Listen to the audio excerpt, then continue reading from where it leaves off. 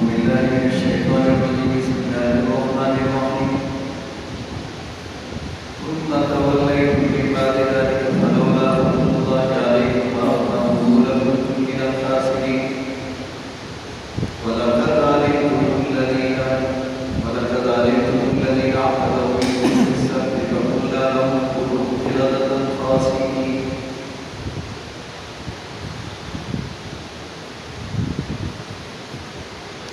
ثم توليتم من بعد ذلك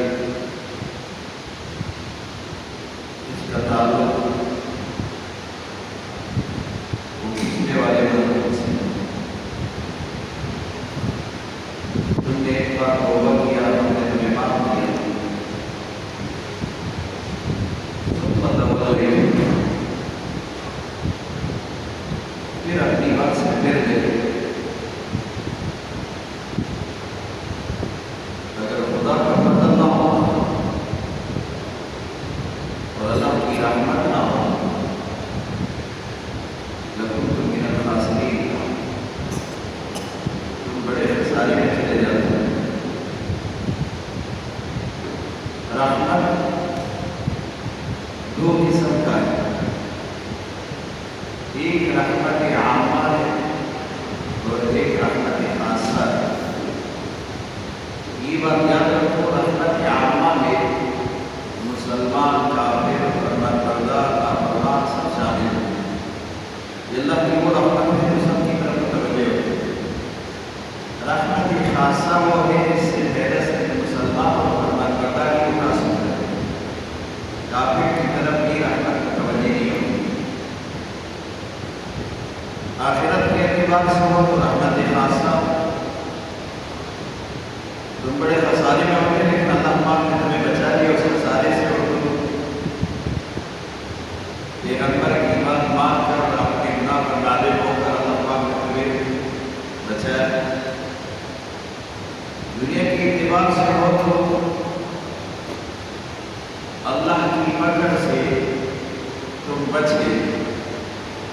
مانا یہ کہ کبھی اللہ پاک انسان کو اس کے گناہ کو پکڑتے ہیں اور تمہیں اللہ پاک نے نہیں دیتی اور تمہیں اللہ پاک نے نہیں پڑتا۔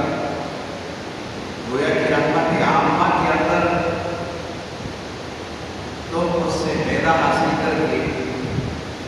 اس عذاب سے بچ گئے جہاں تم پر عذاب ہے۔ اس کا تعلق کل والے مضمون سے وَلَقَدْ عَلِمْتُمُ الَّذِينَ اعْتَدَوْا مِنكُمْ فِي السَّبْتِ۔ سورہ بقرہ کے شروع میں ہم نے کہا تھا کہ سورہ بقرہ کے اندر تقریباً 1000 واقعات ہیں، 1000 مثالیں ہیں اور 1000 حکمتیں بیان کی گئی۔ بار بار کسی نہ کسی واقعے کی طرف اشارہ ہے، اسی آیت میں بھی ایک واقعے کا ذکر ہے۔ وَلَقَدْ عَلِمْتُمُ الَّذِينَ اعْتَدَوْا مِنكُمْ، تمہیں وہ لوگ بھی معلوم ہے جو حد سے تجاوز کرتے تھے اور تم میں سے تھے۔ یہ حضرت موسیٰ علیہ السلام کے دور کا واقعہ نہیں ہے، حالانکہ یہاں سارے واقعات کو بیان کیا جا رہے ہیں جو موسیٰ علیہ السلام کے دور کے ساتھ اس کی مناسبت ہے۔ یہ واقعہ حضرت داؤد علیہ السلام کے زمانے میں، حضرت داؤد علیہ السلام کے زمانے میں بنی اسرائیل کی ایک قوم دریا کے کنارے پر رہتے ہیں اور یہ مچھلی ان کے بڑے شوقین تھے اور مچھلی شکار کر کے کھاتے تھے۔ اللہ نے ان کے اوپر ایک آزمائش اور امتحان یہ لے کر آیا، ان کو یہ کہا کہ تم ہفتے والا دن مچھلی نہ پکڑو، اور پھر اللہ پاک نے یہ کر دیا کہ ہفتے والا دن مچھلی بالکل اوپر چلا کے لگا کر ان کو نظر آتے تھے، باقی دنوں میں مچھلی اتنی ہوتی تھی جتنے آتے گئے تھے۔ یہی آزمائش ہے، ان کو منع کیا اور پھر مچھلی کی کثرت نے ان کو بے حال کر دیا۔ یہ تو مچھلی کے شکار کرنے والے تھے اور مچھلی کھانے والے تھے، اور پھر جب آدمی اس میں شوقین ہو تو اس کے لیے بڑا آزمائش ہوتا ہے کہ اس چیز کا شوق رکھتا ہے، پھر اگر وہ چیز سامنے ہو تو اسے پرہیز بہت مشکل ہوتی ہے۔ جیسے ہمارے حضرت جی جو ہے وہ چاول کے بڑے شوقین تھے،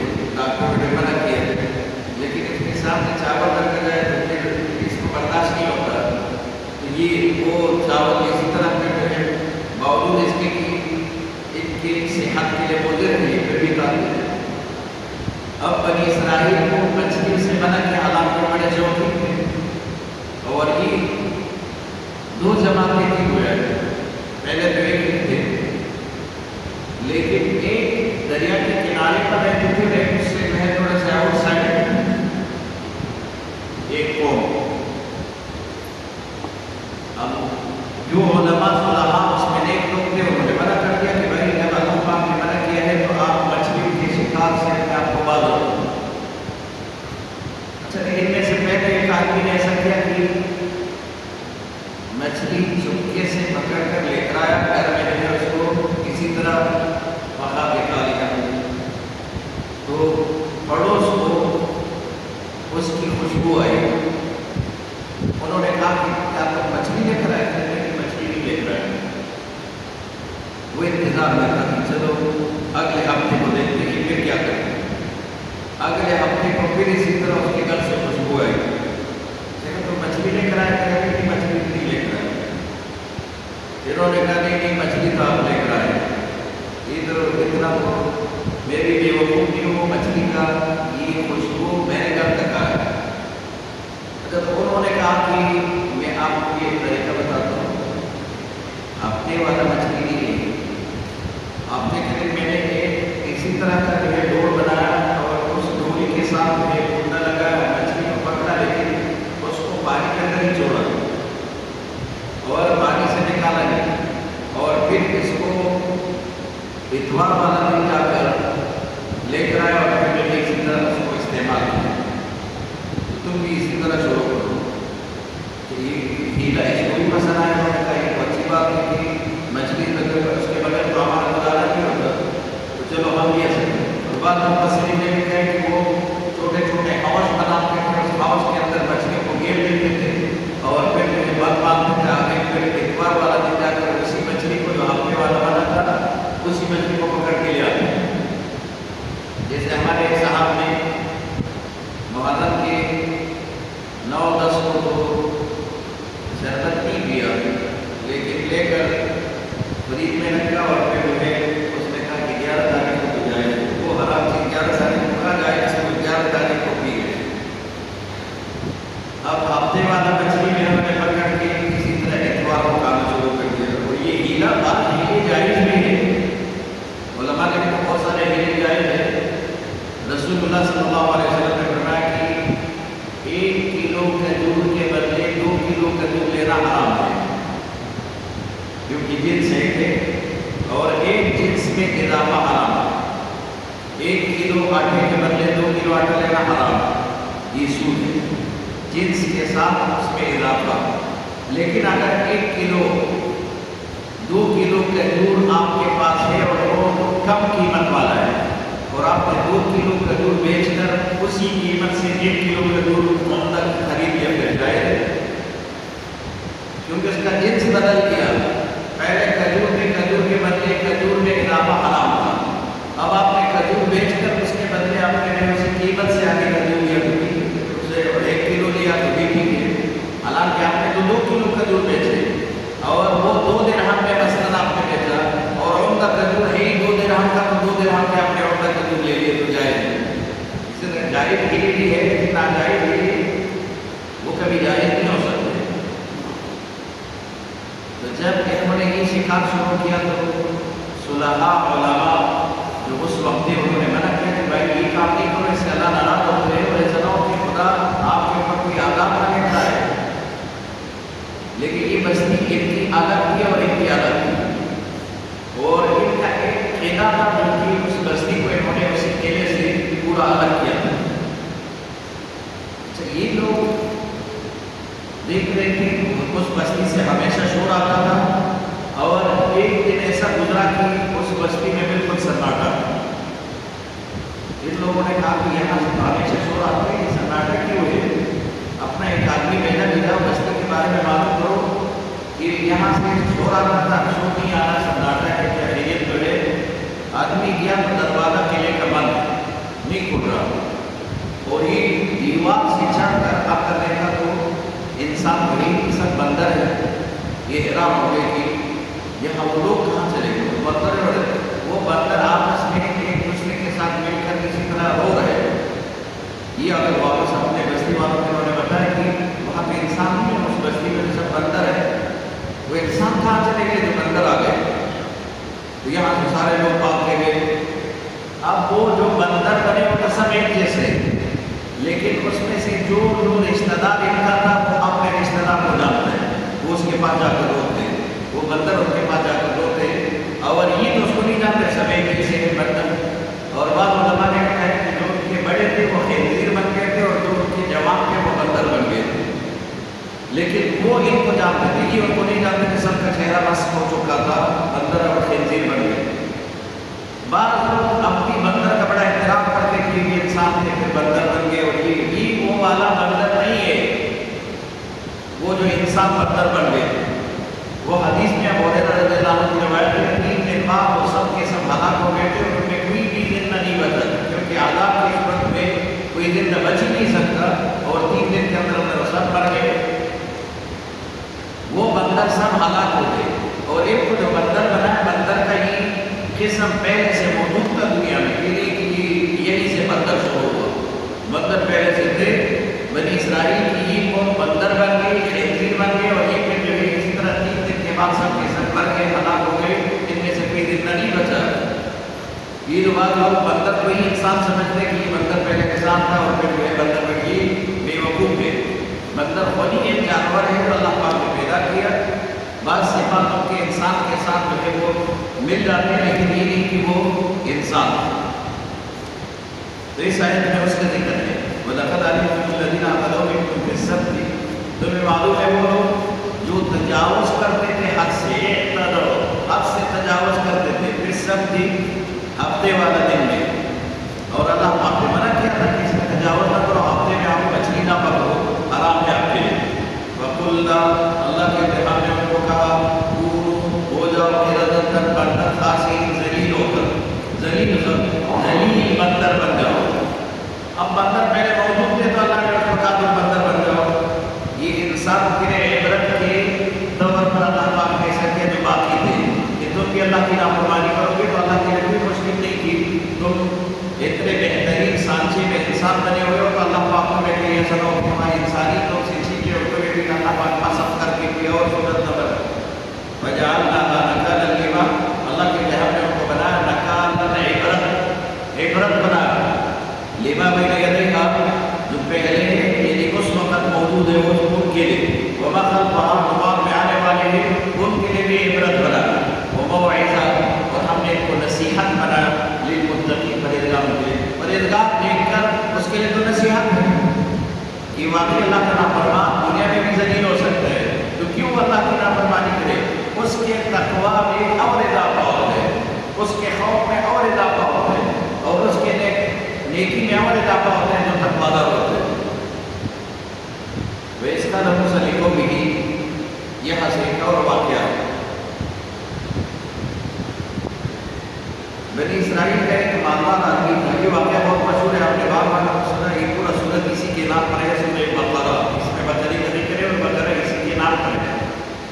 اور یہ واقعہ بنی اسرائیل کی گائے کا اتنا مشہور ہے، آپ نے آدھا سنا ہے، لیکن حدیث کی وہ جو اس کی تشریح ہے مفتی شفیع صاحب نے لکھا ہے، اور بعض مفسرین علامہ ابن کثیر نے بھی لکھا ہے، وہی تشریح آپ کو حدیث کی روح سے بیان کرتا ہوں۔ ان میں من گھڑت واقعات بہت مشہور ہے، لیکن وہ سب ادھر ادھر کے اسرائیلی روایت سے لی گئے۔ اصل جو واقعہ ہے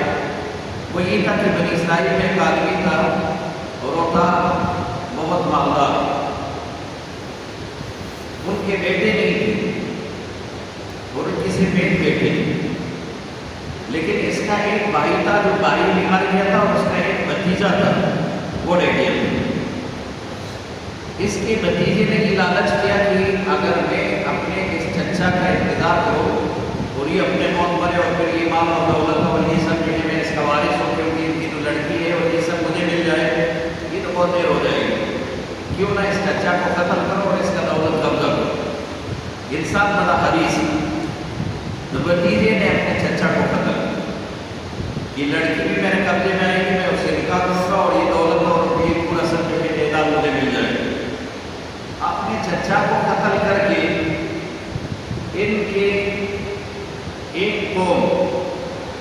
قلعہ نما جگہ میں ایک دن یہ لاش لے جا کر رات میں اسی قلعے کے دروازے پر پھینک دی اور صبح صبح حضرت موسیٰ علیہ السلام کے پاس جا کر اور انہوں نے وہاں پر شکایت کی میرے چچا کو اس قلعے والوں نے اغوا کر کے قتل کیا ہے، مجھے اسے خون بہا چاہیے کہ تاکہ اس کا فدیہ دے دے، اس کا جو ہے خون بہا دے دے جرمانے کے طور پر اور ان کو سزا بھی ہو جائے۔ حضرت موسیٰ علیہ السلام اس وقت چونکہ تورات میں ان کے لیے حکم نہیں تھا، حضرت موسیٰ علیہ السلام نے ان کو کہا کہ تم بعد میں آ جاؤ، میں اپنے رب سے اس کے بارے میں معلوم کر دوں۔ حضرت موسیٰ علیہ السلام نے اللہ سے دعا کی، اللہ نے کہا تم ان کو یہ کہو کہ چلو یہ گائے جگہ اور گائے کا خون یا گوشت کا ٹکڑا اس مردے کے اوپر رکھو، یہ مردہ خود ہی زندہ ہو جائے گا اور پھر یہ بتائے گا کہ اس کو کس نے قتل کیا۔ اور یہ بات سب سے زیادہ اس آدمی نے جس نے اس کو قتل کیا، یہ قاتل خود ہی سب پیش رہا، تو آپ آتے ہیں کہ قاتل ابھی تک معلوم ہو، آپ کیسے نبی ہو، آپ کو کیسے معلوم نہیں کہ قاتل کون ہے؟ حضرت موسیٰ علیہ السلام اس کو بار بار تسلی دیتے تھے کہ تم جاؤ، اللہ پاک مجھے بتائے کہ اس کے بارے میں پھر آپ کو کہوں گا۔ ہوا یہ کہ اس آدمی نے یہ سوالات شروع کیا، پھر پورا ان کا جو قبیلہ تھا وہ قبیلے والے اٹھ گئے، قاتل کون ہے؟ تو مقتول کے وہ قبیلے والے جو ہے وہ جو باقی خاندان تھے وہ بھی سب جو ہے ان کے ساتھ کھڑے ہوئے اور انہوں نے حضرت موسیٰ علیہ السلام سے سوالات کیے۔ پہلا تو یہ کہا کہ اللہ کے نبی آپ ہماری مذاق اڑاتے، ہمارا بندہ مر گیا، ہم کہتے ہیں قاتل کون ہے، آپ کہہ رہے گائے ذبح کر دو، تو گائے کا اس کے ساتھ کیا تعلق ہے؟ حضرت موسیٰ علیہ السلام نے کہا کہ اللہ کے بندو میں اللہ کا نبی ہوں، میں کیسے آپ کے ساتھ مذاق کرتا ہوں؟ میرے رب نے کہا کہ گائے ذبح کر دو،